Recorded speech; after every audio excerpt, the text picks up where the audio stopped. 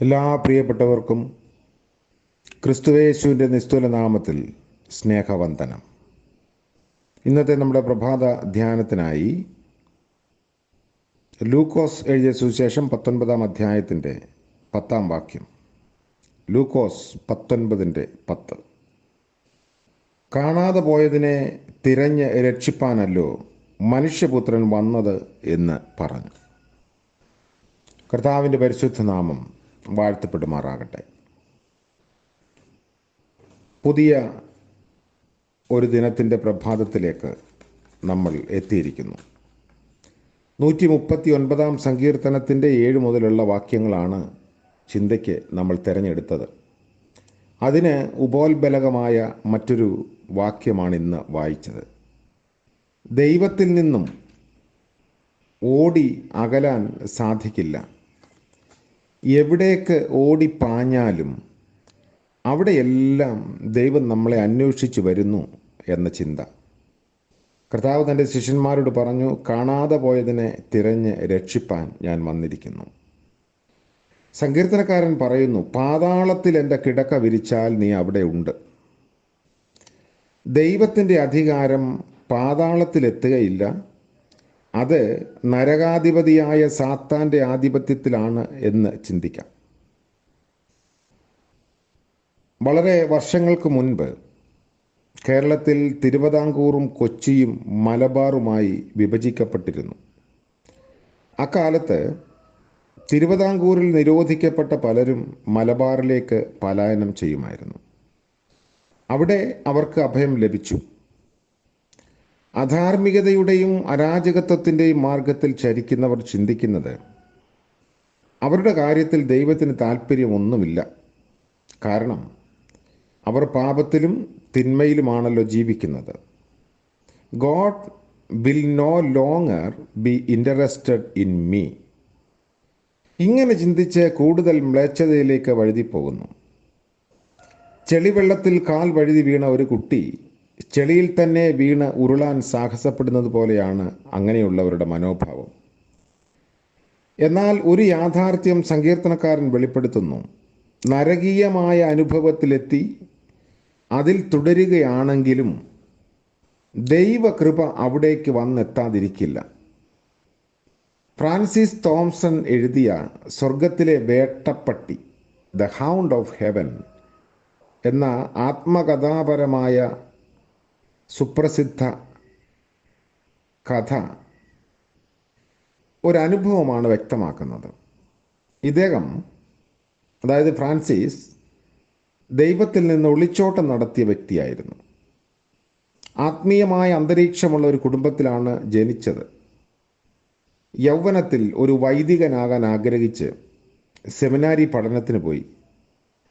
പക്ഷേ അത് തുടർന്നില്ല.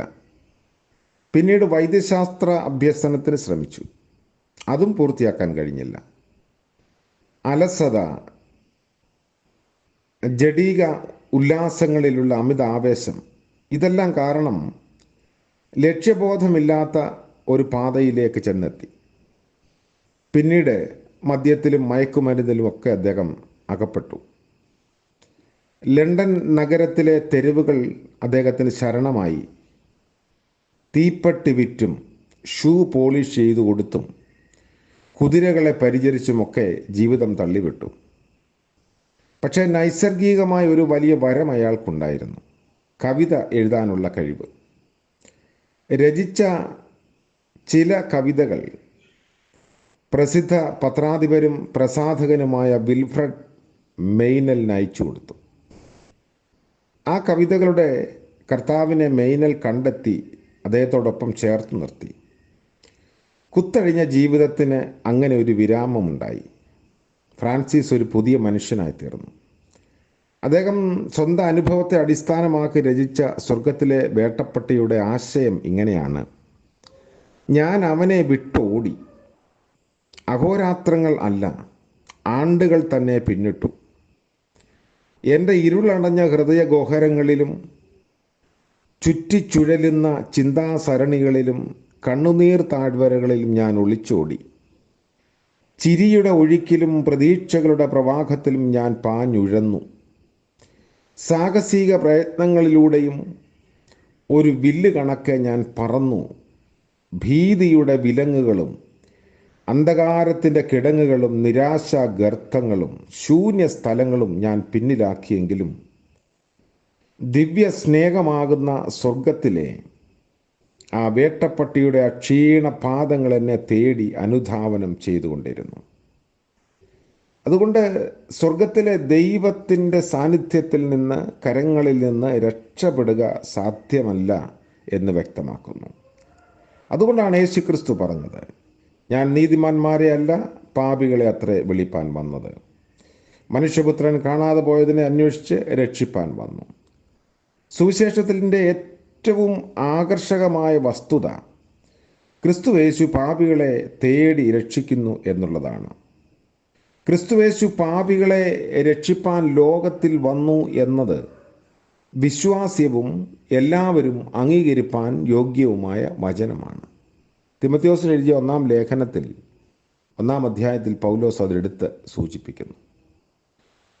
സങ്കീർത്തനക്കാരൻ 3-ാമത് പറയുന്ന ഒരു മാനസിക വികാരം സമുദ്രാതിർത്തിയിലേക്കുള്ള പ്രയാണമാണ്. ഞാൻ ഉഷസ്സിൻ ചിറക് ധരിച്ച് സമുദ്രത്തിൻ്റെ അറ്റത്ത് ചെന്ന് പാർത്താൽ അവിടെയും നിന്റെ കൈ എന്നെ നടത്തും, നിന്റെ വലങ്കൈ എന്നെ പിടിക്കും. ഇവിടെ ഭാവനയിൽ വിവരിക്കുന്ന കാര്യം ഇന്ന് ആക്ഷരികമായി സാധ്യമാണ്. ഉഷസ്സിൻ ചിറക് ധരിച്ച് എന്നുള്ളത് ഇന്ന് വിമാനത്തിലും ബഹിരാകാശ പേടകത്തിലുമുള്ള യാത്രയെ വേണമെങ്കിൽ സൂചിപ്പിക്കാം. ശാസ്ത്രവും സാങ്കേതിക വിദ്യയും വികസിപ്പിച്ചെടുത്ത് അവയുടെ ചിറക് ധരിച്ച് പുരോഗതിയുടെ ചക്രവാളം അധിഗമിക്കുവാൻ ഇന്ന് സാധ്യതയാണ്. ശാസ്ത്ര സാങ്കേതിക വിദ്യയുടെ നേട്ടത്തിൽ ആധുനിക മനുഷ്യനെ വിശേഷിപ്പിക്കുന്നത് പക്വതയാർന്ന മനുഷ്യൻ, man of age, come of age, man come of age എന്നാണ്. മനുഷ്യരാശിയുടെ ശൈശവാവസ്ഥയിൽ ദൈവസങ്കല്പം ഒരാവശ്യമായിരുന്നു. എന്നാൽ ഇന്ന് ആകാശത്തെയും ബഹിരാകാശത്തെയും കീഴടക്കിയ മനുഷ്യന് ശൈശവ സങ്കല്പങ്ങൾ അത്ര പ്രസക്തമായി തോന്നുന്നില്ല. അതുകൊണ്ട് ദൈവമെന്ന ആശയം പരിത്യജിക്കാമെന്ന് ചിന്തിക്കുന്ന ചിലർ ഉണ്ട്. റഷ്യയുടെ ക്രൂഷ്ചേവ് അമേരിക്ക സന്ദർശിച്ചപ്പോൾ ഒരു പത്ര റിപ്പോർട്ടറോട് ഇപ്രകാരം പറഞ്ഞു, പാതിരിമാരിൽ നിന്ന് പറുദീസായെപ്പറ്റി ഞങ്ങൾ ഒട്ടേറെ കേട്ടിരുന്നു. അതുകൊണ്ട് അതിൻ്റെ നിജാവസ്ഥ കണ്ടുപിടിക്കാൻ ഞങ്ങൾ തീരുമാനിച്ചു. ബഹിരാകാശ യാത്രികനായ യൂറി ഗഗാറിൻ ഭൂമിക്ക് വലം വെച്ച് ബഹിരാകാശത്തിലെത്തി സൂക്ഷ്മ നിരീക്ഷണം നടത്തി.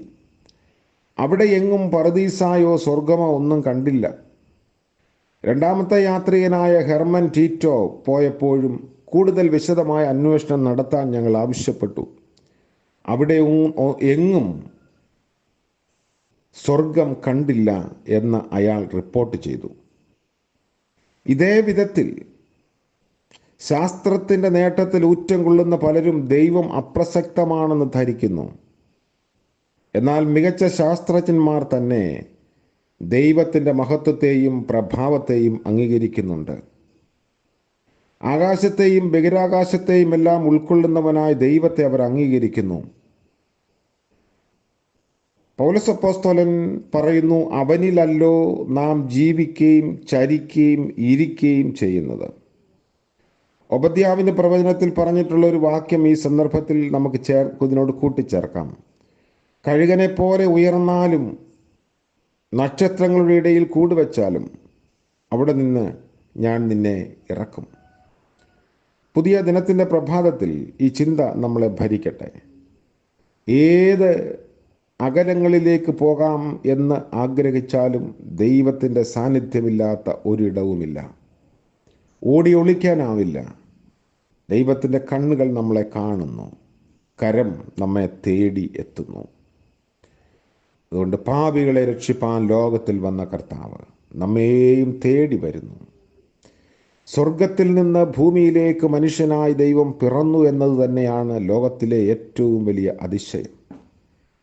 അത് നമ്മെ തേടി വന്നതാണ്. നമ്മുടെ ചെളിക്കുണ്ടുകളിലും അഴുക്കുചാലുകളിലും അധപ്പതനത്തിൻ്റെ മാർഗത്തിലുമൊക്കെ കിടന്ന നമ്മെ തൻ്റെ കരങ്ങളാൽ രക്ഷിച്ച് ജീവൻ തന്ന രക്ഷയുടെ പൂർത്തീകരണത്തിലേക്ക് നമ്മളെ ചേർക്കുവാൻ ദൈവം പദ്ധതിയിട്ടു.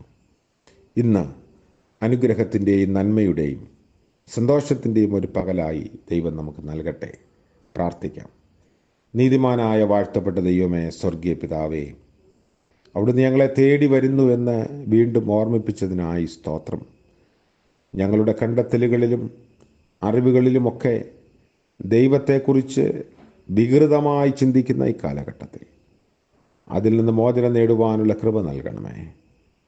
ഇന്നത്തെ പകൽക്കാല ജീവിതത്തിൽ അവിടുത്തെ സാന്നിധ്യത്തിൻ്റെ മറവിൽ ജീവിപ്പാൻ ഞങ്ങളെ സഹായിക്കണമേ. സാന്നിധ്യബോധം ഞങ്ങളെ ഭരിച്ചു കൊള്ളണമേ. പ്രഭാതം മുതൽ പ്രദോഷം വരെയും അടിയങ്ങളുടെ ജീവിതയാത്രകളിൽ, ആവശ്യങ്ങളിൽ, പ്രവർത്തന മേഖലകളിൽ അവിടുന്ന് കൂടെ ഉണ്ടായിരിക്കണമേ. കുറവുകളും കുറ്റങ്ങളും ഞങ്ങളോട് പൊറുക്കണമേ. ഇന്ന് ജന്മദിനം ആഘോഷിക്കുന്ന പ്രിയപ്പെട്ടവർക്ക് വേണ്ടിയും വിവാഹ വാർഷികം ആഘോഷിക്കുന്നവർക്ക് വേണ്ടിയും പ്രാർത്ഥിക്കുന്നു. പുതിയ ദിനങ്ങൾ അനുഗ്രഹത്തിൻ്റെയും സമാധാനത്തിൻ്റെയും ഐശ്വര്യത്തിൻ്റെ ദിനങ്ങളാക്കി അവിടുന്ന് നൽകണമേ. യേശു മശിഹ മൂലം പ്രാർത്ഥിക്കുന്നു. കൃപയോടെ കേൾക്കുമാറാകണമേ. ആമേൻ. ത്രിയേക ദൈവത്തിൻ്റെ അനുഗ്രഹവും കാവലും നാം എല്ലാവരോടും കൂടെ ഇന്നും എന്നേക്കും ഉണ്ടായിരിക്കുമാറാകട്ടെ. ആമേൻ.